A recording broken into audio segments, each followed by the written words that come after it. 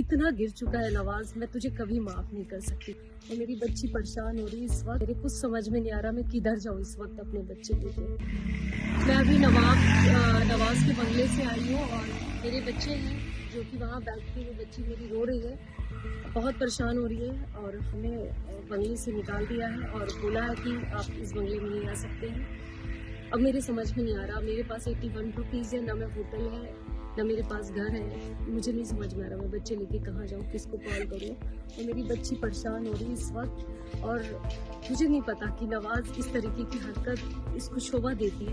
इस इतना गिर चुका है नवाज, मैं तुझे कभी माफ नहीं कर सकती, कभी माफ नहीं कर सकती। जो बच्चों के साथ मेरे कर रहा है वो कभी माफ नहीं कर सकती हूँ। और मेरी बच्ची की जो हालत हो रही है, जिस तरीके की मेरे 2 बच्चे की हालत हो रही है, वो सब आपको दिखाना चाहती हूँ कि नवाज ने रात के मुझे इस वक्त 11:30 बजे 12 बज रहे हैं और इस तरीके की रोड में खड़ा करके रखा हुआ है। मेरे कुछ समझ में नहीं आ रहा मैं किधर जाऊँ इस वक्त अपने बच्चे लेके।